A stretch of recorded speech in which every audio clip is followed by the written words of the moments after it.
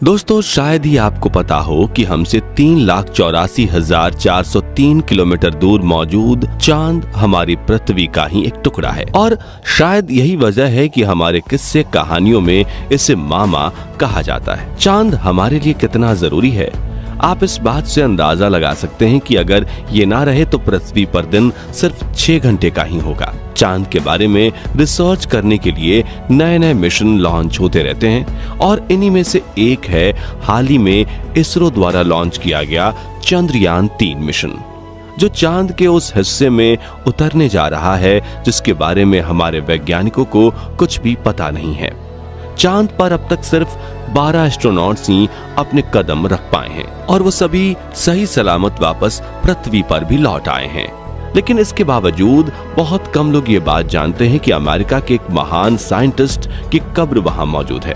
और वो वहां कैसे पहुंचे, 1972 के बाद कोई चांद पर क्यों नहीं गया, और क्या है चांद की भयानक दुनिया के गहरे राज, आइए इस सब के बारे में जानते हैं। दोस्तों, सबसे पहले हम बात करते हैं आखिर चांद वजूद में कैसे आया। इसे समझने के लिए चलते हैं 4.5 बिलियन साल पहले। उस समय थिया नाम का एक बड़ा सा पिंड 15 किलोमीटर पर सेकंड की रफ्तार से पृथ्वी की ओर आते हुए पृथ्वी से टकरा गया। इस पिंड का साइज मार्स यानी मंगल ग्रह के बराबर था, जिसका टकराना इतना तेज हुआ कि थिया और पृथ्वी के कई छोटे छोटे टुकड़े बिखर गए।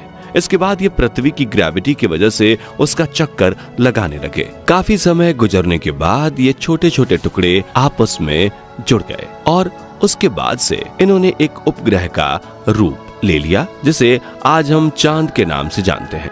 धूल और मलबे से बने इस चांद का वजन 81 अरब टन है, जो देखने में तो पृथ्वी से गोल नजर आता है, लेकिन इसकी शेप अंडाकार है। आपको बता दें कि हमारे सौर मंडल में टोटल 181 उपग्रह हैं और साइज के मामले में चंद्रमा 5वें स्थान पर आता है। चांद का डायामीटर पृथ्वी के डायामीटर का सिर्फ 1/4 है और आपको जानकर हैरानी होगी कि पृथ्वी में लगभग 49 चंद्रमा समा सकते हैं। वैज्ञानिकों का कहना है कि हर साल चंद्रमा धरती से 3.78 सेंटीमीटर दूर होता जा रहा है। अगर इस तरह 50 अरब साल तक यही होता रहा तो धरती की परिक्रमा करने में चंद्रमा को 47 दिन लगेंगे, जबकि अगर बात करें तो अभी इसे पृथ्वी की परिक्रमा करने में 28 दिन लगते हैं। अब चांद यहाँ से तो एक चमकीली हुई बॉल नजर आता है, लेकिन क्या आपने कभी सोचा है कि वो अपनी सतह से कैसा नजर आता होगा, वहां का वातावरण कैसा होगा? इसके बारे में रिसर्च करने के लिए हाल ही में इसरो ने चंद्रयान 3 मिशन को लॉन्च किया है, जो बहुत ही तेजी से चांद की तरफ बढ़ रहा है और अगले महीने ही उसकी सतह पर पहुंचकर वहां के ऐसे ऐसे राज से पर्दा उठाएगा जो अब तक एक रहस्य बने हुए हैं। चंद्रयान 3 मिशन का मकसद चांद पर मौजूद मिट्टी, वातावरण और ठोस रूप में मौजूद पानी के बारे में जांच करना है, ताकि ये पता लगाया जा सके कि उपग्रह मानव के रहने लायक है या नहीं। वैसे चंद्रयान 3 से पहले भी अलग अलग देश के कई मून मिशन लॉन्च किए जा चुके हैं, जिनमें सबसे पॉपुलर है अपोलो 11 मिशन। इस मिशन में पहली बार इंसान ने पृथ्वी को छोड़कर किसी दूसरे सतह पर अपना कदम रखा था। चांद पर पहुंचने वाले पहले इंसान नील आर्मस्ट्रॉन्ग, जिन्होंने 21 जुलाई 1969 को चंद्रमा पर लैंडिंग की थी, और आज भी इनके पैरों के निशान चंद्रमा की सतह पर वैसे ही पड़े हुए हैं जैसा कि वो छोड़कर आए थे। ऐसा इसलिए क्योंकि चांद के वायुमंडल में हवा नहीं है। इसके अलावा चंद्रमा की गुरुत्वाकर्षण शक्ति भी पृथ्वी से कम है। इस वजह से चंद्रमा पर इंसान का वजन 16.5% कम हो जाता है। ग्रेविटी कम होने की वजह से ही अंतरिक्ष यात्री चांद की सतह पर उछल कूद करते हुए चलते नजर आते हैं। नासा द्वारा जारी किए गए वीडियो में आप देख सकते हैं कि कैसे नील आर्मस्ट्रॉन्ग कंगारू जैसे उछलते हुए अपना मिशन अंजाम दे रहे हैं। लेकिन इन एस्ट्रोनॉट्स ने वहां ऐसी ऐसी चीजें एक्सपीरियंस की जिसके बारे में शायद ही आपने सुना हो। असल में जब ईगल नाम का स्पेसक्राफ्ट नील आर्मस्ट्रॉन्ग और उनके साथी बज एल्ड्रिन को लेकर चांद पर लैंडिंग कर रहा था, तो उसके बाद स्पेसक्राफ्ट में मौजूद फ्यूल बर्फ का रूप लेने लगा। इसकी वजह थी चांद पर मौजूद लो ग्रेविटी, जिसके कारण फ्यूल पाइप का प्रेशर जरूरत से ज्यादा बढ़ गया था और ऐसा लग रहा था कि ये कुछ ही पलों में ब्लास्ट कर जाएगा। स्पेसक्राफ्ट को इस हालत में देख दोनों अंतरिक्ष यात्रियों की हालत खराब हो गई थी, क्योंकि यही एकमात्र जरिया था जिसकी मदद से वो पृथ्वी पर वापस आ सकते थे। और अगर ये नहीं रहा तो ना वो धरती पर मौजूद टीम से संपर्क बना पाते और ना ही किसी तरह की मदद की आस रहती। पर इसे करिश्मा ही कहिए कि 2 घंटे बाद धीरे धीरे फ्यूल पाइप का प्रेशर कम होने लगा और ईंधन वापस से अपनी पहली अवस्था में आ गया। तब जाकर दोनों अंतरिक्ष यात्रियों ने चैन की सांस ली। एस्ट्रोनॉट एर्गन कैमन वो आखिरी इंसान थे जिन्होंने मिशन अपोलो 17 के तहत दिसंबर 1972 को चांद की धरती पर कदम रखा था। साथ ही चंद्रमा पर सबसे अधिक समय बिताने का रिकॉर्ड भी इन्हीं के नाम है, जो 74 घंटे 59 मिनट 38 सेकंड्स तक वहां रहे। लेकिन इनके बाद सिर्फ मैकेनिकल रोबोट को ही चांद पर भेजा गया। पर ऐसा क्यों अब इंसानों को वहां नहीं भेजा जाता? असल में इसकी वजह है मिशन पर लगने वाला खर्च। चांद पर अंतरिक्ष यात्रियों को भेजने में लगभग 35 अरब डॉलर का खर्च आता है, जिस वजह से बार बार ऐसा करना किसी भी देश के लिए बहुत ज्यादा मुश्किल टास्क बन गया है। वहीं मैकेनिकल रोबोट्स को कम खर्च में वहां पहुंचाया जा सकता है और इसमें किसी के जान जाने का खतरा भी नहीं रहता। आपको बता दें कि जो चमकता हुआ चांद हमें नजर आता है वो उसका एक हिस्सा है और इसके अपोजिट साइड वाले हिस्से हमें कभी नहीं दिखते। लाइट वाले हिस्से का तापमान लगभग 180 डिग्री सेल्सियस तक पहुंच जाता है, जिसकी गर्मी हम मनुष्यों के लिए सहन करने योग्य नहीं है। वहीं अंधेरे वाला हिस्सा यानी साउथ पोल का तापमान करीबन -153 डिग्री तक पहुंच जाता है। यही वजह है कि चांद पर अभी तक जितने भी अंतरिक्ष यात्री गए वो इसके नॉर्दर्न एरियाज में ही उतरे। इसलिए साउदर्न एरिया के बारे में हमारे साइंटिस्ट्स के पास कुछ ज्यादा जानकारी नहीं है। पर खास बात यह है कि चंद्रयान 3 चांद के साउदर्न एरिया में ही उतरने वाला है, जिसके बाद हमें वहां से जुड़ी ऐसी चीजों के बारे में पता चलेगा जिससे हम चांद का एक नया रूप देख सकेंगे। चंद्रयान 2 को भी इसी हिस्से में लैंड कराने की कोशिश की गई थी, लेकिन उसी दौरान वो क्रैश हो गया था। वैज्ञानिकों की माने तो चंद्रमा की सतह पर धूल का गुब्बार सूर्योदय और सूर्यास्त के समय पर मंडराता रहता है। ऐसा क्यों होता है, ये अब तक एक रहस्य बना हुआ है। वहीं कुछ एक्सपर्ट्स का मानना है कि मॉलिक्यूल्स के इलेक्ट्रिकल चार्ज की वजह से ऐसा हो सकता है। हालांकि थियरी को अभी तक किसी भी तरह का अप्रूवल नहीं मिला है, इसलिए ये धूल का गुब्बार हवा ना होने के बावजूद चांद की सतह पर कैसे मंडराते हैं, ये अब भी अपने आप में एक सवाल है। लेकिन चांद पर भी दाग है, ये कोट तो आपने जरूर सुना होगा, पर दाग किस चीज का है, क्या आपको पता है? असल में पृथ्वी से दाग जैसे दिखने वाली ये धब्बे चंद्रमा पर मौजूद बड़े बड़े गड्ढे हैं जो उल्कापिंड के गिरने से बने हैं।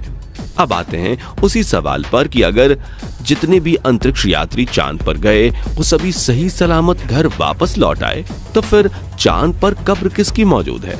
असल में इस महान वैज्ञानिक का नाम है इग्वेने मार्ले शूमेकर, जो दुनिया के सबसे बड़े वैज्ञानिक और अमेरिकन जियोलॉजिस्ट थे। इग्वेने मार्ले शूमेकर ने दुनिया के तमाम अंतरिक्ष यात्रियों को ट्रेंड किया था। यही नहीं, यूटा और कोलोराडो में यूरेनियम की खोज भी इन्होंने ही की थी। लेकिन 1997 में एक सड़क हादसे में इनकी जान चली गई, जिसके बाद नासा की मदद से इनकी कब्र चांद पर बनाई गई। दरअसल नासा ने इनको सम्मान देने के लिए इनकी अस्थियों की राख को चांद पर ले जाकर दफन किया था, इसलिए आज इनकी कब्र यहाँ मौजूद है। तो दोस्तों, ये थी चांद से जुड़ी कुछ अहम जानकारियां। बाकी आज के लिए बस इतना ही। वीडियो अच्छी लगी हो तो इसे लाइक और शेयर जरूर करें, और अगर आप चैनल पर नए हैं तो चैनल को सब्सक्राइब भी जरूर करें। मिलते हैं जल्दी ही ऐसी एक और इंटरेस्टिंग वीडियो के साथ, तब तक के लिए गुड बाय। हेलो दोस्तों, आपका स्वागत है हमारे चैनल पर जेपी जापर। दोस्तों, आज की वीडियो में हम टॉप 28 क्वेश्चन लेके आए हैं जीके के, जो कि फटाफट जीके हम इस वीडियो में करने वाले हैं। तो इस वीडियो में आपको कोई भी क्वेश्चन में डाउट हो तो आप हमें कमेंट करके बता सकते हैं, और इस वीडियो में से आपके पेपर में एक क्वेश्चन जरूर आएगा, तो वीडियो को ज़रूर पूरा देखना। तो स्टार्ट करते हैं अपनी वीडियो को। जो पहला क्वेश्चन है हमारा, किसी तत्व का रासायनिक गुण निम्न में से कौन तय करता है? इसका जो राइट आंसर है option number C, electron. Right answer option number C होगा। आगे चलते हैं नेक्स्ट क्वेश्चन पर। निम्न में से कौन सा विटामिन ए का अच्छा स्रोत नहीं है? इसका जो राइट आंसर है ऑप्शन नंबर सी, जंतुओं के यकृत व गुर्दे। ये विटामिन ए के अच्छे स्रोत नहीं है। ऑप्शन नंबर सी इसका राइट आंसर है। आगे चलते हैं नेक्स्ट क्वेश्चन पर। हीमोग्लोबिन लाल रक्त कोशिकाओं के अंदर का एक प्रोटीन है, यह निम्न में से किसका वहन करता है? इसका जो राइट आंसर होगा ऑप्शन नंबर ए, ऑक्सीजन। ऑक्सीजन का वहन करता है। आगे चलते हैं नेक्स्ट क्वेश्चन पर। ऑप्शन नंबर ए इसका राइट आंसर है। आगे है टिहरी जल विद्युत परियोजना किस राज्य में स्थित है? इसका जो राइट आंसर होने वाला है ऑप्शन नंबर ए, Uttarakhand. Right answer option number ए होगा, उत्तराखंड। आगे चलते हैं नेक्स्ट क्वेश्चन पर। दांडी मार्च की समाप्ति किस तिथि को हुई थी? इसका जो राइट आंसर होगा ऑप्शन नंबर सी, 6 अप्रैल 1930 को। Right answer option number C होगा। आगे चलते हैं नेक्स्ट क्वेश्चन पर। नेक्स्ट है हमारा, धन विधेयक को राज्यसभा अधिकतम कितने दिनों तक रोक सकती है? इसका जो राइट आंसर होगा ऑप्शन नंबर ए, 14 दिनों तक। राइट आंसर ऑप्शन नंबर ए होगा। वीडियो अच्छी लगे तो लाइक ज़रूर करना दोस्तों। आगे चलते हैं। गांधी के जीवन काल में घटी निम्न घटनाओं का कालक्रम सही नहीं है। इसका जो राइट आंसर होगा ऑप्शन नंबर डी, भारत छोड़ो आंदोलन 23 मार्च 1942। ये ऑप्शन सही नहीं है, बाकी 3 ऑप्शन इसके सही हैं। ओके, तो राइट आंसर हमारा ऑप्शन नंबर डी होगा। आगे चलते हैं। निम्न में से किस क्रांति का संबंध कोको उत्पादन चमड़ा उत्पादन से है? कोको उत्पादन को चमड़ा उत्पादन भी कहते हैं। तो इसका जो राइट आंसर होगा ऑप्शन नंबर ए, भूरी क्रांति से। Okay, right answer option number ए होगा। आगे चलते हैं नेक्स्ट क्वेश्चन पर। नेक्स्ट है, ध्वनि का संचरण किस में नहीं होता है? इसका जो राइट आंसर होगा ऑप्शन नंबर बी, निर्वात में। Right answer option number B होगा। आगे चलते हैं नेक्स्ट क्वेश्चन पर। किस देश का झंडा दोहरे त्रिभुज में है? इसका जो राइट आंसर होगा ऑप्शन नंबर डी, नेपाल देश का। Okay, right answer option number D होगा, नेपाल देश का। आगे चलते हैं नेक्स्ट क्वेश्चन पर। नेक्स्ट है हमारा, भारत में पहली बार केंद्र सरकार के विरुद्ध लोकसभा में अविश्वास प्रस्ताव कब लाया गया था? कब लाया गया? इसका जो राइट आंसर होगा ऑप्शन नंबर बी, 1963 ईस्वी में। Right answer option number B होगा, 1963 ईस्वी। आगे चलते हैं नेक्स्ट क्वेश्चन पर। URL की फुल फॉर्म क्या है? इसका जो राइट आंसर होगा option number A, uniform resource locator. Option number A इसका राइट आंसर है। ओके, आगे चलते हैं। आगे है, सबरीमाला मंदिर किस राज्य में स्थित है? इसका जो राइट आंसर होगा ऑप्शन नंबर ए, केरल में। राइट आंसर ऑप्शन नंबर ए होगा। आगे चलते हैं नेक्स्ट क्वेश्चन पर।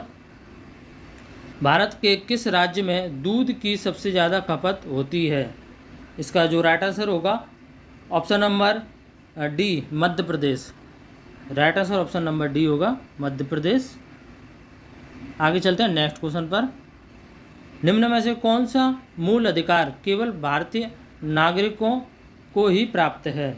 इसका जो राइट आंसर होगा ऑप्शन नंबर डी, उपरोक्त सभी। यानी कि आपके ये अनुच्छेद 15 में प्रदत्त मूल अधिकार ये भी प्राप्त हैं, अनुच्छेद 16 में प्रदत्त मूल अधिकार ये भी प्राप्त है, और 19 में, अनुच्छेद 19 में प्रदत्त मूल अधिकार ये भी प्राप्त हैं। उपरोक्त सभी होंगे। Right answer option number D होगा। आगे चलते हैं नेक्स्ट क्वेश्चन पर। नेक्स्ट है हमारा, गन्ने का उचित व पारिश्रमिक मूल्य FRP अनुमोदित करता है। क्या अनुमोदित करता है? इसका जो राइट आंसर होगा ऑप्शन नंबर ए, आर्थिक मामलों पर कैबिनेट समिति। राइट आंसर ऑप्शन नंबर ए होगा। आगे चलते हैं नेक्स्ट क्वेश्चन पर। आज़ाद हिंद फौज के साथ सुभाष चंद्र बोस ने सिंगापुर में स्वतंत्र भारत की अस्थायी सरकार का गठन कब किया? इसका जो राइट आंसर होगा ऑप्शन नंबर बी 21 अक्टूबर 1943 को। Right answer option number B होगा। आगे चलते हैं नेक्स्ट क्वेश्चन पर। नेक्स्ट है हमारा कुडनकुलम नाभिकीय विद्युत परियोजना कहाँ पर है? इसका जो राइट आंसर होगा ऑप्शन नंबर ए Tamil Nadu. Right answer option number ए होगा तमिलनाडु। ओके, आगे चलते हैं नेक्स्ट क्वेश्चन पर। किस बौद्ध संगति में बौद्ध धर्म का 2 संप्रदायों में विभाजन हो गया था? इसका जो राइट आंसर होगा ऑप्शन नंबर डी चौथी बौद्ध संगति में। Okay, right answer option number D होगा। आगे चलते हैं नेक्स्ट क्वेश्चन पर। दुनिया में कुल कितने देश हैं?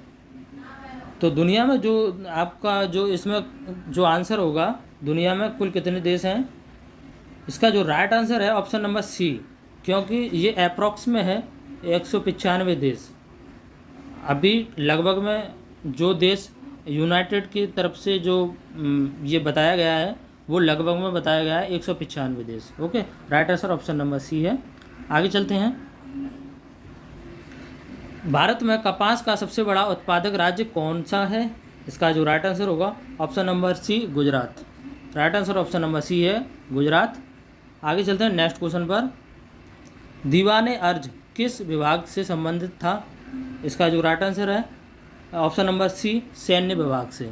Right answer option number C होगा। आगे चलते हैं नेक्स्ट क्वेश्चन पर। नेक्स्ट है हमारा कंप्यूटर का मस्तिष्क किसे कहा जाता है? इसका जो राइट आंसर होगा ऑप्शन नंबर सी सीपीयू को, जो कि इसकी फुल फॉर्म होगी central processing unit. Right answer option number C है। ओके, आगे चलते हैं। आगे है नेक्स्ट क्वेश्चन। निम्नलिखित में से कौन सुमिलित नहीं है? इसका जो राइट आंसर होने वाला है ऑप्शन नंबर बी, जो कुडनकुलम है ना वो आपका तमिलनाडु में कर्नाटक में नहीं है, इसलिए राइट आंसर हमारा ऑप्शन नंबर बी है। ओके, और बाकी ऑप्शन जो मिलाए हुए हैं जैसे कि नरोरा उत्तर प्रदेश में है, काकरापारा ये गुजरात में है, तारापुर महाराष्ट्र में। ओके, ये सारे सही हैं। आगे चलते हैं। जो इसका राइट आंसर है ऑप्शन नंबर बी है। आगे है हमारा किस देश में सबसे ज़्यादा लोग बेरोजगार घूमते हैं? इसका जो राइट आंसर होगा ऑप्शन नंबर सी भारत में। जो राइट आंसर है हमारा भारत है। ओके, आगे चलते हैं नेक्स्ट क्वेश्चन। तारों के मध्य दूरी ज्ञात करने की इकाई क्या कहलाती है? उसका जो राइट आंसर है ऑप्शन नंबर डी प्रकाश वर्ष। Right answer option number D होगा। ओके, आगे चलते हैं। प्राकृतिक रबर के बारे में निम्न में से कौन सा कथन सही है? इसका जो राइट आंसर होगा ऑप्शन नंबर ए, यह एक प्राकृतिक बहुलक है और इसमें लोचदार गुण होते हैं। ये ऑप्शन इसका सही है। Okay, right answer option number ए होगा। आगे चलते हैं नेक्स्ट क्वेश्चन पर। देवप्रयाग किन नदियों के संगम पर स्थित है? इसका जो राइट आंसर होगा ऑप्शन नंबर ए भागीरथी और अलकनंदा। ओके, इसका राइट आंसर ऑप्शन नंबर ए होगा। ओके, चलते हैं आगे। जो नेक्स्ट क्वेश्चन है आगे है किस देश का झंडा दोहरे त्रिभुज में है? इसका आंसर जो आप बताओगे ये क्वेश्चन इसी वीडियो में से है और इसका आंसर आप हमें कमेंट करके बताना। ओके, तो वीडियो कैसी लगी? वीडियो अगर अच्छी लगी हो तो लाइक करना दोस्तों, हमारी मेहनत को सपोर्ट करना। ऐसी वीडियो देखने के लिए हमारे चैनल को सब्सक्राइब कर लेना, बेल आइकन दबा कर नोटिफिकेशन ऑन कर लेना, जैसे वीडियो डालूँ आपके पास नोटिफिकेशन आ जाए। तो मिलते हैं अगली वीडियो में। धन्यवाद दोस्तों वीडियो देखने के लिए। Good bye.